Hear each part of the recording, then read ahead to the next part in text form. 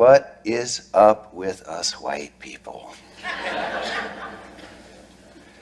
I've been thinking about that a lot the last few years, and I know I have company. Look, I get it. People of color have been asking that question for centuries. But I think a growing number of white folks are too, given what's been going on out there in our country. And notice I said, what's up with us white people? Because right now, I'm not talking about those white people. The ones with the swastikas and the hoods and the tiki torches. They are a problem and a threat. They perpetrate most of the terrorism in our country, as you all in Charlottesville know better than most. But I'm talking about something bigger, more pervasive.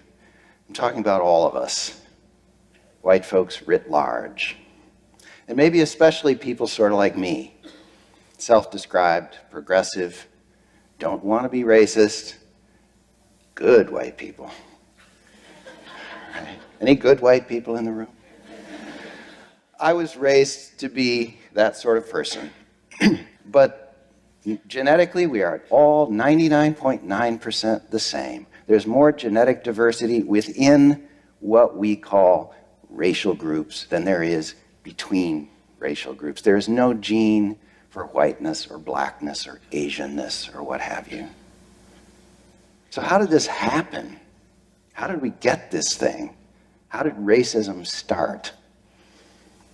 I think if you had asked me to speculate on that in my ignorance some years ago, I probably would have said, well, I guess somewhere back in deep history, people encountered one another and they found each other strange. Your skin is a different color, your hair is different, you dress funny. I guess I'll just go ahead and jump to the conclusion that since you're different, that you're somehow less than me, and maybe that makes it okay for me to mistreat you, right?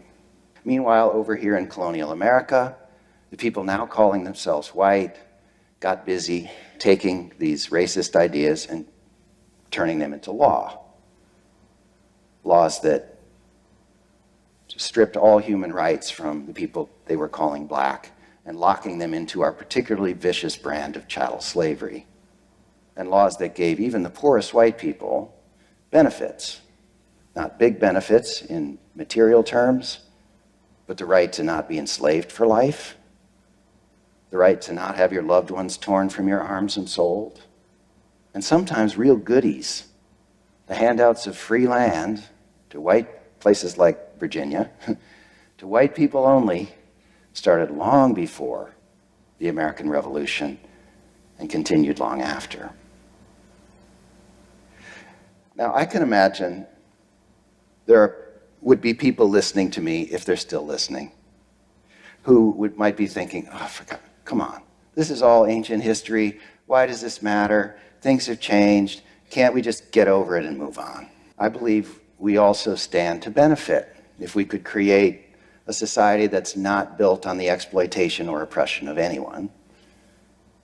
But in the end, we should do this. We should show up, figure out how to take action, because it's right.